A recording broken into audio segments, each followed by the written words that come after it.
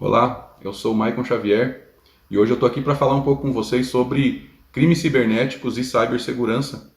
Mas antes, deixa eu me apresentar um pouquinho.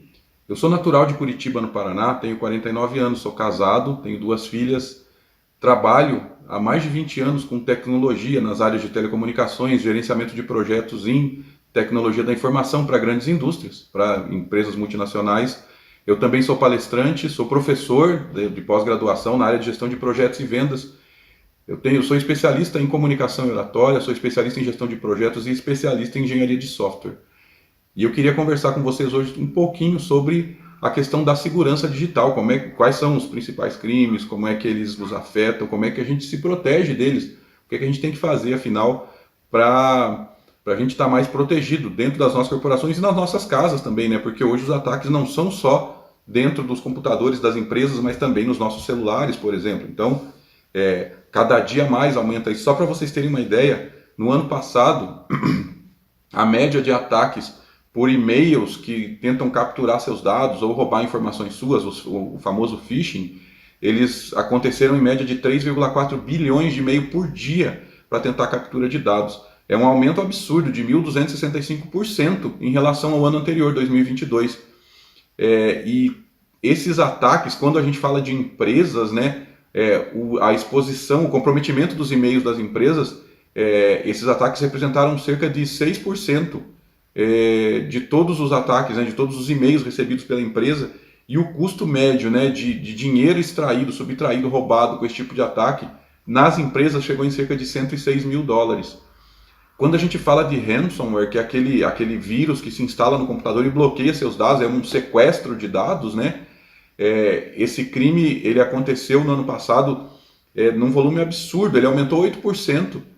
E o custo médio, né, que as pessoas pagaram para recuperar os seus dados, ele chegou na casa de 1,54 milhões de dólares por ataque, na média. E somente 8% das pessoas que pagaram efetivamente receberam seu dinheiro de volta. A grande maioria das empresas que foram atacadas por esse tipo de crime são pequenas e médias empresas. E o custo de recuperação de dados, ou seja, o custo que se tem para recuperar, ainda que não se pague, por exemplo, chega na casa ali de 2,7 milhões de dólares.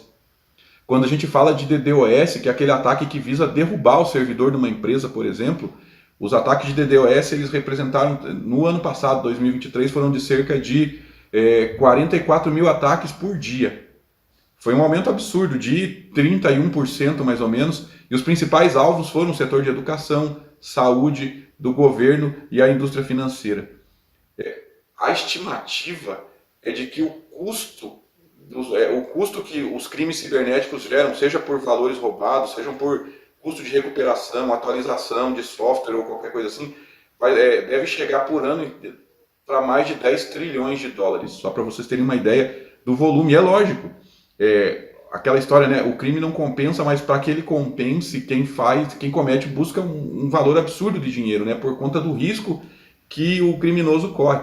Então, sempre que acontece, né, o crime cibernético, isso acaba afetando financeiramente você, a sua empresa, de uma maneira, num valor significativo. O custo médio com cibersegurança, né, o custo médio do ano passado, de 2023, foi de cerca de 4,8 milhões de dólares por mês. Foi um aumento de 10% em relação ao ano anterior. Então, é muita coisa. Né? E a gente tem que saber se proteger, a gente tem que saber conhecer um pouco esse meio, né? Conhecer um pouco o que acontece, quais são os principais crimes, e a partir disso aprender também a se proteger um pouco como pessoa. A responsabilidade pela segurança da informação, ela é tanto nossa quanto da empresa. E se a gente não trabalhar junto, a gente não vai conseguir se defender disso, a gente não vai conseguir evitar esse tipo de problema. Então é importante que nós estejamos preparados, conscientes daquilo que a gente vai fazer. Eu vou falar um pouquinho sobre os principais tipos de crimes virtuais, e aí depois eu vou falar sobre eles, explicar por cima o que vou dar alguns exemplos, vou dizer como é que a gente se defende deles, né? Algumas dicas importantes para a defesa, e depois a gente vai falar um pouquinho sobre o que vem por aí, tanto para a gente se defender, quanto o que a gente pode esperar, né, desse mercado.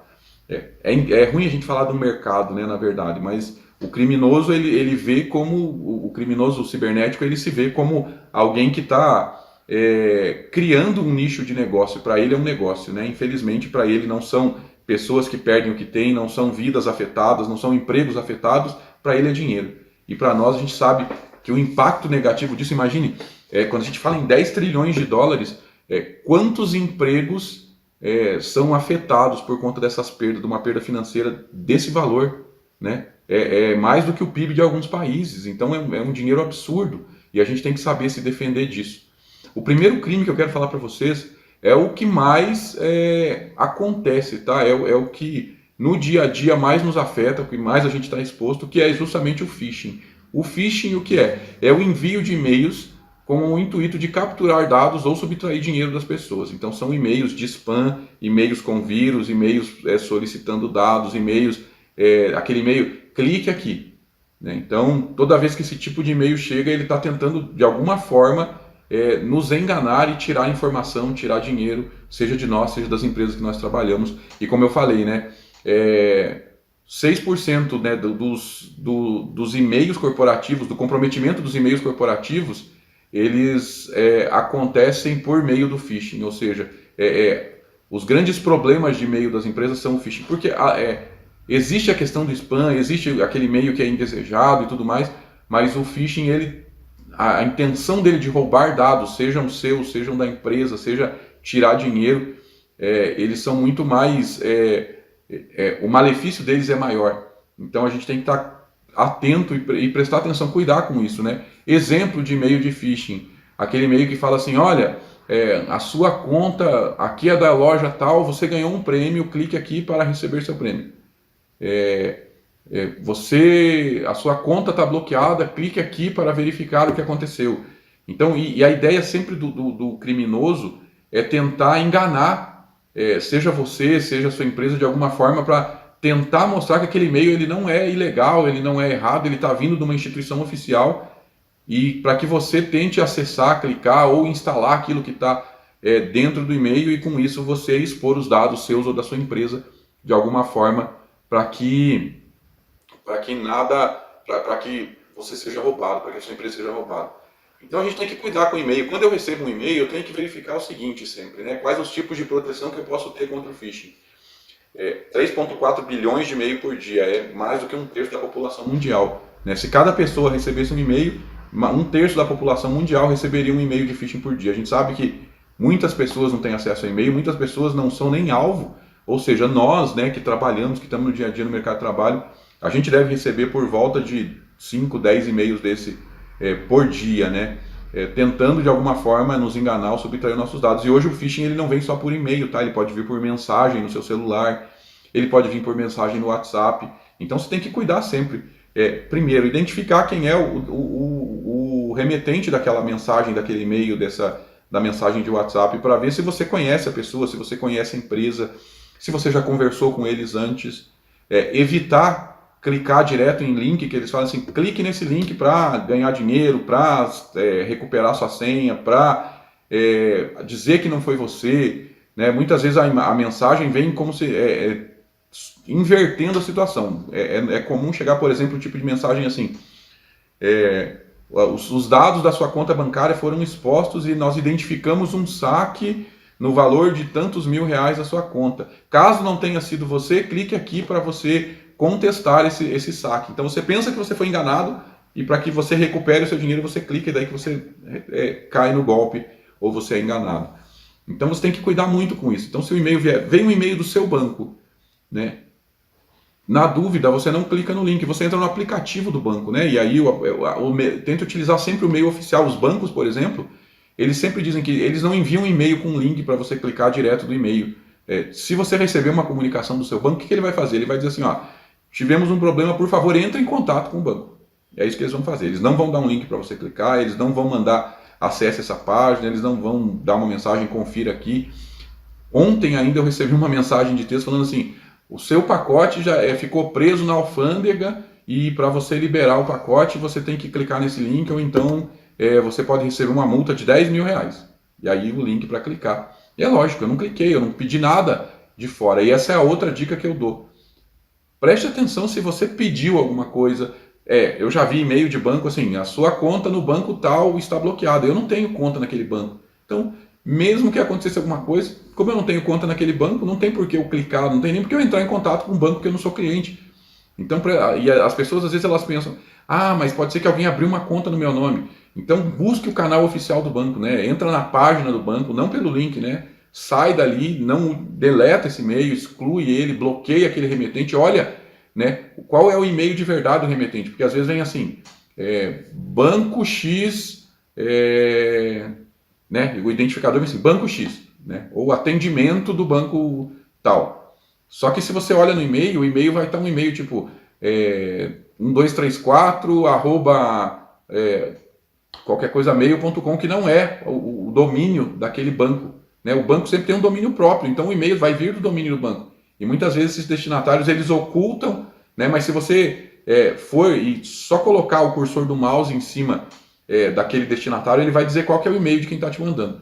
Então, primeira coisa, desconfie. E muitas vezes o que acontece é que eles criam domínios parecidos com o domínio que você está acessando. Por exemplo, o Banco Royal, né? E aí eles colocam, Royal com Y, eles criam um domínio chamado Banco Royal com I, para que você tente ficar mais perto possível do domínio daquele banco. Por exemplo, estou usando banco, mas existem várias outras maneiras, correio, governo, banco, eles sempre tentam simular alguma coisa para que você faça uma ação pensando que você está indo em alguma entidade confiável, quando na verdade é alguém tentando roubar os seus dados. Então desconfie muito disso, tá? Não acredite quando alguém te mandar uma mensagem dizendo, olha, o banco tal está pedindo seus dados ou alguma coisa assim.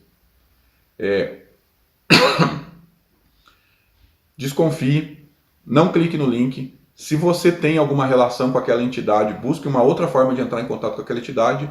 Ou, na dúvida, simplesmente esqueça aquela mensagem e, se realmente for um problema, alguém vai entrar em contato de outra forma ou mandar um contato novo.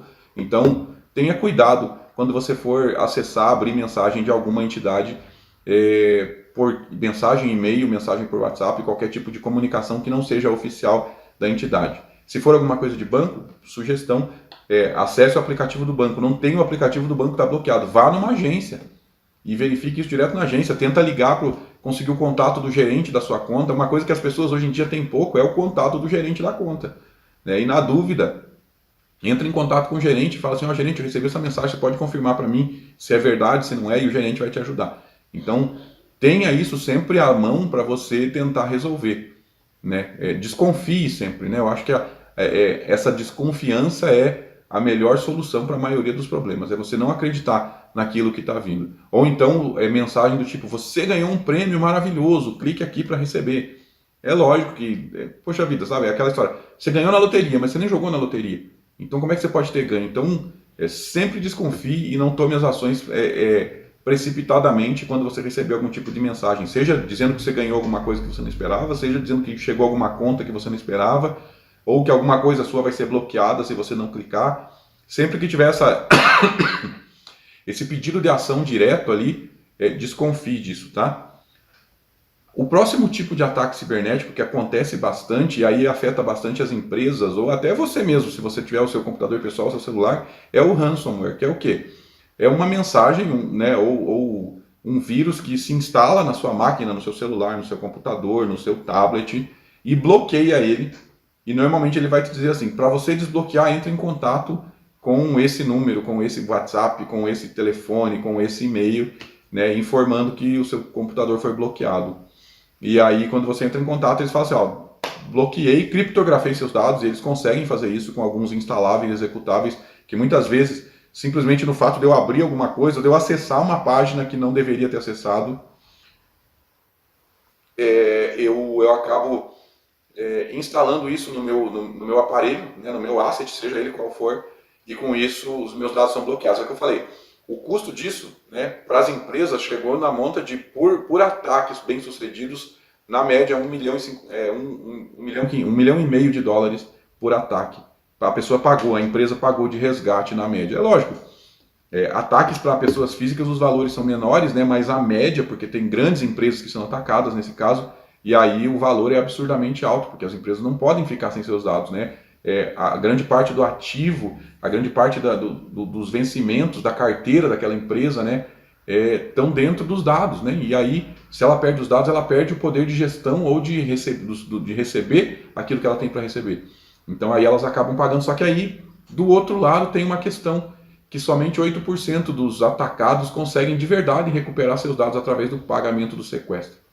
Sabe? E aí tem aquela máxima que a gente escuta sempre na televisão, em filme, não se negocia com terrorista, né? Não se negocia com sequestrador. Então, se a pessoa sequestrou seus dados, né, tente buscar outros meios, tente buscar um profissional de tecnologia para tentar descriptografar para você. Outra dica importante é dados importantes seus que você não pode perder ou que não podem ficar bloqueados, tente ter sempre um backup, sempre um recurso para você recuperar ele que não seja pagando, né? Então as empresas hoje, por exemplo, os sistemas que são essenciais para a empresa, eles vão ter sempre uma cópia do banco de dados guardado em algum lugar seguro para que se acontecer alguma coisa eles possam recuperar esses dados sem ter que pagar. Então formata o computador, formata o celular, instala de novo o sistema operacional, recupera os dados e aí começa de novo e pronto. E a vida segue sem você pagar resgate, porque o pagamento do resgate somente em 8% dos casos vai garantir sucesso na recuperação dos mesmos. Então tenha um backup seguro. Se você é pessoa física, informações importantes você tente guardar em locais seguros, tente ter um backup também, não dentro da mesma máquina, porque normalmente bloqueia na máquina. Então, o que eu uso de boa prática minha, pessoal, para os meus arquivos, fotos, cópia de documento, né? Eu sempre guardo na nuvem, né? Eu tenho um espaço na nuvem lá, é muito barato hoje em dia, tem algumas coisas que são até gratuitas, mas com segurança, procure provedores que são qualificados, que são reconhecidos, não procure qualquer provedor na nuvem. E aí, com esses provedores, você armazena seus dados lá de uma forma segura. Primeiro, eles vão ter uma cópia de segurança para você e sempre verifique se esse provedor ele tem formas de proteger as suas informações para que elas não sejam acessadas indevidamente. Tá? Então, é uma das formas de você garantir que, se tiver algum sequestro, os seus dados importantes você tem como recuperar sem pagar o sequestro. Tá? Aí, sempre tenha isso em mente. O sequestrador dificilmente ele vai devolver os seus dados de volta. E aí, se você tiver que recuperar, né? Eu não quero pagar o sequestrador, Maicon, o que eu vou fazer então? Porque eu não tenho os dados salvos na nuvem. Existe uma chance, ainda que remota, de você entregar para um profissional de tecnologia e ele conseguir tirar esse bloqueio para você, recuperar seus dados de alguma forma. Mas, de novo, o índice de recuperação é baixo e o custo é às vezes maior que o sequestro, né? Chega a 2,7 milhões de dólares ali o custo para recuperar esses dados. Mas, sinceramente, eu sempre sugiro, é melhor pagar mais para uma pessoa honesta que está trabalhando do que pagar menos para um desonesto que está tentando te roubar e sem garantia de que você vai receber seus dados de volta. Então cuide muito com isso, proteja seus dados, guarde em locais seguros, faça backup, não compartilhe os seus acessos, não acesse sites que não são confiáveis. Sempre quando você for acessar um site, uma página, alguma coisa, verifique se ele tem aquele cadeadinho de segurança, ela sempre vai ter. Na barra de navegação vai ter um cadeado lá mostrando que aquele site é seguro. São certificados validados digitalmente, né? Então verifique se tem um certificado seguro para o seu aparelho lá, para os seus dados, né, onde você está acessando, para que os seus dados não sejam roubados. Só acesse fontes oficiais, né? Então busque saber qual que é o site oficial daquilo que você está buscando. Evite a pirataria, evite informações negativos ou mídias sensacionalistas, porque sempre vai ter muito vírus em cima disso, né? Evite baixar as coisas de forma ilegal, porque sempre junto com o arquivo ilegal pode vir um vírus e você não está protegido, né? Você está expondo as suas informações de alguma forma. Então cuide sempre com seus dados para que eles não estejam expostos de maneira nenhuma, tá bom? Terceiro tipo de ataque, muito comum também, e que não envolve acesso direto aos seus dados, ou seja, não é alguém que vai invadir o seu computador, seu celular, mandar um vírus instalável, e acontece bastante, muitas vezes é a porta de entrada para outras coisas, é a engenharia social. O que é engenharia social? É alguém que te liga, isso aí acontece muito no crime, por exemplo, de sequestro do seu WhatsApp. Então, o que acontece? A pessoa, ela clona o seu WhatsApp, você pensa assim que é alguém que invadiu o seu celular para fazer isso. Na verdade, não é. É uma pessoa que utilizou de engenharia social para que você, desavisadamente, né, e pensando que está fazendo alguma coisa certa, você forneça informações suas que podem entregar a sua conta de WhatsApp, por exemplo, para a pessoa. Então, exemplo do que acontece. A pessoa liga e fala assim, eu estou vendo aqui que você fez um pagamento agora, só que o valor está errado. E para eu estornar o valor, eu estou tentando fazer aqui, só que eu preciso que você me mande uma senha que chegou no seu WhatsApp. Para eu estornar esse valor. E aí você fala assim, poxa vida, mas então teve alguma coisa, você vai lá e olha a senha e passa aquela senha. Só que aquela senha não é uma senha de banco, não é uma senha para estornar valor, não é nada. É a senha de instalação do WhatsApp num aparelho novo. E aí a pessoa instala o WhatsApp no aparelho dela, você fica incomunicável por um tempo, a pessoa fala assim, eu já entro em contato com você de novo. Você acha que o teu WhatsApp está ali, na verdade ele vai ser bloqueado, vai passar para um outro aparelho, e aí a pessoa começa fingindo que é você pedir dinheiro para as pessoas que são seus contatos no WhatsApp. Então ele recupera através do seu backup, ele recupera os dados, seus contatos e começa a mandar mensagem, faz um Pix, paga esse boleto para mim, eu estou parado aqui, e aí assim que eu chegar em casa eu te devolvo o dinheiro, eu faço transferência para você. Eles buscam relações de confiança para tentar extrair dinheiro das pessoas que são próximas a você, né? Ou então sequestram seu WhatsApp e falam assim, eu só libero se você me pagar. Daí cai de novo algo parecido com ransomware, só que sem instalar nada no seu computador. Ele simplesmente sequestra as suas informações e cobra para te devolver. E aí, normalmente, você tem que pensar que sempre vão ter duas vítimas nesses casos de crimes cibernéticos. É a pessoa que deixou os dados expostos de alguma forma e a pessoa que é atacada para isso. Exceto no ransomware, né, que ele sequestra os seus dados e cobra de você, ou sequestra os dados através de você e cobra da empresa, daí são dois. Mas, por exemplo, na engenharia social, no phishing, né, as pessoas tentam extrair dados ou informações suas para atacar as pessoas que são próximas a você e retirar os seus dados, ou tirar dinheiro delas de alguma forma, ou até de você. Então, na engenharia social sempre vão ser duas vítimas, né? Ele vai tentar tirar os seus dados, acessar suas senhas, conseguir informações suas de e-mail. Então, cuide para compartilhar informações pessoais, porque normalmente as informações pessoais elas levam à recuperação de senha, seja de e-mail, seja de conta bancária, seja de dados sociais ou qualquer coisa assim. Então, normalmente tem aquela tal da pergunta de segurança, e a pessoa, quando ela precisa recuperar a senha, vai ter a pergunta de segurança. Então, a pessoa tenta te ludibriar, assim, não sei o que, é fulano, você não é o filho da fulana? E você fala, não, eu sou filho da ciclana. E aí você passou os dados da sua mãe, e aquele dado é a informação que a pessoa precisava para ela ter o acesso à sua senha, né? Se você procurar na internet aí, no YouTube, você vai ver um vídeo famoso de uma empresa de segurança mostrando uma mulher ligando para a operadora de celular do entrevistador lá e conseguindo mudar a senha da operadora de celular dele. Ela liga, bota uma gravação de uma criança chorando e fala, eu tô aqui, eu tô tentando acessar aqui a conta do celular, meu marido pediu, e desculpa, a criança tá chorando, né? Poxa vida, eu não lembro esse dado dele, e começa, e aí, desculpa, a criança está chorando, meu marido está desesperado lá, eu não sei o que eu vou fazer. E aí, com esse tipo de pressão, o atendente do outro lado fornece, não, então fala uma senha aí que eu vou alterar a senha para você, altera a senha, e a pessoa conseguiu roubar a conta do celular do desavisado ali. Então, existem várias coisas que acabam expondo nossos dados de alguma forma. Então, cuidado, a engenharia social é uma coisa que acontece muito. Outra coisa que acontece é tipo assim, você está falando com alguém e aí você vai, né, no ônibus ou no local que tem um público e você fala assim, anota minha senha aí.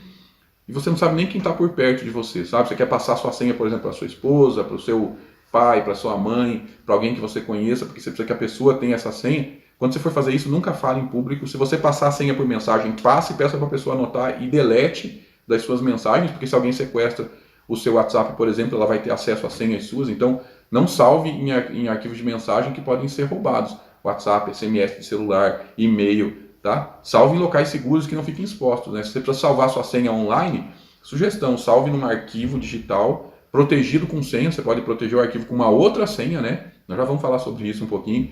E aí, nesse arquivo, você salva suas senhas. Então, você sabe que as suas senhas estão lá. E a senha do arquivo, mas como é que eu faço? Aí essa aí você anota no papel, guarda bem seguro numa fonte offline que só você tem acesso, porque daí eu preciso acessar o documento das minhas senhas. Hoje em dia existem alguns softwares que chamam cofre de senha, onde as pessoas guardam as informações das senhas para serem protegidas. Então, tem um cofre de senhas que seja um arquivo que você possa criptografar. Outra coisa que as pessoas têm feito bastante hoje em dia é criar uma criptografia própria, ou seja, criar uma linguagem que ela entenda, né? Por exemplo, inversão de letra, troca de número por letra, né? Alguma coisa assim que você criou, e aí quando você vê aquela informação, é como se você criasse um idioma próprio que só você entende, e aí você sabe, não, você pode anotar em qualquer lugar, daí você pode mandar por mensagem, só, assim, compartilhe, né? Defina uma forma criptográfica entre você e sua família, né? Então, troca de número por letra, por exemplo, troca de letra por número, ou caracteres especiais que vão representar números, e aí com isso não seja óbvio, a gente já vai falar disso. E com isso você vai ter uma proteção das suas informações que você precisa compartilhar com alguém que você conheça sem que você exponha seus dados, tá bom? O próximo tipo de ataque chama DDoS, que é um ataque que normalmente acontece com empresas para tentar derrubar o servidor delas. Normalmente é um ataque para tentar impedir as empresas de prestarem seu serviço. Aí é o que eu falei, acontece muito com o setor de saúde, com o governo, com o setor financeiro, com segurança, educação, porque muitas vezes esses crimes são mais crimes de ódio, assim, né? Eu não gosto do banco tal, então a pessoa vai tentar prejudicar o banco de alguma forma, né? Eu vou tentar atacar essa instituição de ensino de alguma forma e prejudicar ela porque ela me reprovou, sei lá. Então a pessoa vai pegar e vai utilizar um sistema que ele fica tentando acessar diversas vezes por segundo o servidor da empresa, tentando fazer login, por exemplo. Então ele vai criando login, senha, login, senha, login, senha, milhares de vezes por segundo, e isso aí vai sobrecarregar o servidor e o servidor cai. Então sempre que você escuta aquilo lá, o servidor da Receita Federal caiu. Sabe, existem casos que são eventuais, mas que parecem com o ataque de DDoS, por exemplo, quando vai começar o primeiro lote da restituição da Receita Federal. Normalmente o site da Receita fica lento, em alguns casos ele cai. Por quê? Porque está todo mundo tentando consultar se saiu no primeiro lote, já no comecinho ali. Então quando sai a primeira consulta, normalmente o servidor fica lento ou cai. Por quê? Porque são milhares de acessos por segundo tentando acessar aquela página, e aí o servidor não aguenta, ele tem um limite, né? É como se ele tivesse um espaço ali, né? Uma porta, onde as pessoas vão se espremendo e chega uma hora que não tem mais como espremer. Então a porta vai fazer o que? Ela vai se fechar, e aí o servidor fica bloqueado, e até você conseguir desbloquear e abrir a porta de novo, às vezes toma tempo. No caso do DDoS, normalmente ele fica disparando tanto que aquela porta não consegue nem se abrir, sabe? Como se as pessoas estivessem pressionando a porta por aqui para ela não abrir mais. Para tratar disso, né, normalmente o que acontece as empresas precisam de um software, precisam de um antivírus mais robusto, né? São sistemas específicos para proteger disso, onde eles ficam identificando se existe um IP, por exemplo, que está tentando se conectar diversas vezes com diversos logins naquele servidor e ele bloqueia aquele IP específico para que ele pare de atacar. Tá? Mas isso aí é muito mais empresarial e acontece, tá? É o que eu falei, são 44 mil ataques, foram, né, em média, 44 mil ataques por dia no ano passado, 2023, que tentaram derrubar, e alguns casos aconteceram, e a gente sempre vê nas notícias, o servidor do governo lá da Receita Federal ficou fora por causa de algum ataque. Plataformas de streaming acontecem muito das pessoas ficarem tentando identificar a senha. Então ela pega lá um e-mail seu, e aí ele pega e cria um algoritmo lá que fica gerando senha para tentar descobrir a sua senha. Então ele fica lá, tenta, e como ele vai tentando várias vezes, ele acaba derrubando o próprio servidor da plataforma de streaming. Então plataforma de streaming sofre ataque, banco, sistema de saúde, sistema de segurança, né, de segurança pública, páginas do governo, páginas da mídia, né, jornais, mídias online, né, os sites de notícias e comunicação, normalmente eles sofrem muito esse tipo de ataque, e isso aí acaba negando a você o acesso à informação, por exemplo. Tá? Então, são ataques coordenados muito mais avançados e que normalmente visam uma página, um portal, um servidor específico, né? E aí esses ataques acabam derrubando os servidores. Então, são crimes.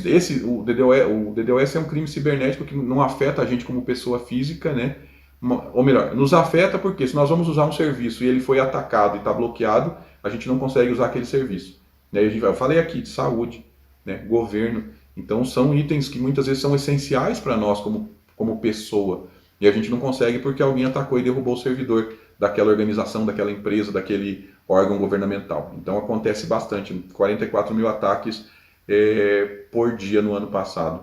E aí a gente tem também o malware, né, que é o nosso famoso vírus, é o mais conhecido, é o mais antigo, é o que mais acontece. Não é o que mais acontece, porque, né, o que eu falei, o que mais acontece é o phishing. 40% dos ataques que a gente sofre no dia a dia, eles chegam na gente através do phishing, da mensagem, do e-mail, do clique aqui, né? Mas o malware, né, o vírus, o cavalo de Troia, ele chega normalmente através de algum arquivo executável e instalável que a gente acaba instalando sem querer no computador, e aí ele vai, diferente do ransomware, né, que tenta bloquear o seu acesso aos dados para que você não tenha e depois pagar um sequestro, o malware ele não bloqueia o seu acesso, ele fica instalado e rodando escondido dentro do seu sistema operacional, e com isso ele vai tentando minar, né, tirar informações suas, ver quando você acessa a página do banco, a senha que você digita, ele tenta capturar isso para roubar a sua senha do banco. E às vezes o que acontece é, ele está instalado, você não sabe, você acessou o seu banco normal, você fez uma transação bancária, mas ele já roubou o seu login, sua senha e alguma informação mais para que ele possa depois acessar sua conta bancária e tentar tirar informações suas ou tirar o dinheiro da sua conta. E quando você vê lá, teve realmente um saque que eu não fiz na minha conta, uma transferência que eu não fiz, cuide, porque o seu computador deve estar comprometido e aí você vai precisar de alguma forma proteger. E aí, como é que você protege? Primeiro, né, cuidado com que você abre o seu computador, no seu celular, arquivos desconhecidos, tenha um antivírus sempre atualizado na sua máquina. O celular tem antivírus também, normalmente a gente tira o antivírus do celular para instalar outro aplicativo, né? Então, na dúvida você pega e desinstala algum aplicativo não essencial, porque é essencial para o seu celular é a proteção. Então, você tem que ter um antivírus instalado e atualizado, e tem antivírus grátis para celular, nas lojas de aplicativos do seu sistema operacional, do seu celular, com certeza tem. Instala e deixa ele protegendo para que a sua informação seja protegida. E se tentar instalar, e atualize sempre, né? No computador, a gente às vezes deixa a atualização, vai postergando as atualizações para não perder alguma coisa, porque tem medo, e isso deixa nosso computador, nosso celular, nosso tablet exposto para que os nossos dados sejam roubados. Além disso, existem algumas dicas essenciais de segurança que vale a pena a gente falar. Primeiro, senha forte. Né? Esqueça aquela senha padrão. Meu nome 123, data de nascimento, aniversário de casamento. Mas como é que a pessoa rouba isso? Pensa assim, vamos lá, eu sou pai, tenho 2 filhas. E aí nas minhas redes sociais eu mando uma mensagem dizendo assim, parabéns filha pelo seu aniversário de tantos anos. Se alguém entrar lá, ele vai saber a data exata de nascimento da minha filha. Então se eu coloco a data de nascimento da minha filha como senha, é uma senha que é facilmente roubável, sem a pessoa invadir meu computador, meu celular, não precisa de um vírus, não precisa de nada, a pessoa só precisa me acompanhar nas redes sociais e ver quando que é a dia do aniversário da minha filha, quantos anos ela fez, e ele já tem a data de nascimento dela certinha, já tem o nome dela. Então você coloca o nome, data de nascimento, não funciona, entendeu? Então tente utilizar senhas que você consiga lembrar. Se você precisar lembrar, anote, como eu falei, num arquivo offline, protegido, ou crie sua criptografia, mas utilize senhas fortes. Tente evitar datas conhecidas, tente evitar informações facilmente dedutíveis, né, que possam ser deduzidas. Então, cuide com isso, né? Utilize senhas diferenciadas e sempre que puder, sempre que a possibilidade de oferecer senhas com caracteres especiais, utilize mais de um caractere especial, né? Não tente manter um padrão, porque você utiliza sempre esse caractere especial, então sempre que pede um, você usa esse. Se a pessoa consegue um, ela vai conseguir todos, porque ela vai entender que você tem um padrão para sua senha, e isso aí complica. Então tente evitar os padrões, muito simples. Utilize sempre que puder senhas fortes. Quando você tiver a chance, ou o seu aplicativo, ou o seu computador, de ter um segundo fator de autenticação, utilize. Né, as primeiras formas de segundo fator de autenticação era aquele token que a gente tinha, né, que gerava um códigozinho, que parecia um pendrive assim, e gerava um código. Os bancos começaram com isso. Hoje em dia, a maioria dos sistemas eles têm um segundo fator de autenticação que você pode utilizar. E aí tem, se você tiver reconhecimento biométrico, é excelente, porque é uma coisa mais difícil de roubarem de você, o seu reconhecimento biométrico. Apesar de hoje em dia ter algumas coisas que são complicadas, eu já não vou falar disso para a gente terminar. Mas utilize senhas fortes, tente evitar senhas que são muito simples de serem deduzidas. Tá? Depois tem a questão das atualizações. Sempre que você tiver um software de proteção, seja um antivírus, seja um firewall, atualize constantemente, não deixe para depois, e sempre tenha isso instalado na sua máquina, né? Celular, computador, tablet, sempre tem um antivírus instalado e atualizado. Mantenha as atualizações, deixe as atualizações automáticas, porque todo dia tem um vírus novo, desculpa, e todo dia tem alguém, sempre que chega um vírus novo, essas empresas elas já vão buscar uma forma de se proteger dele, e as atualizações elas vão trazer essas novas formas, tá? Então deixe atualizar sempre que for possível.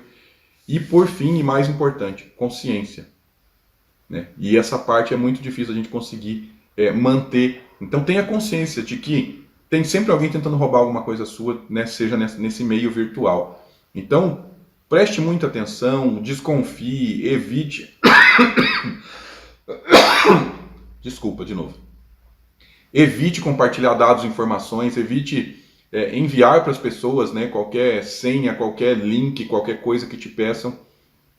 Busque as fontes oficiais e sempre esteja atento, tente sempre estar um passo à frente de quem rouba seus dados.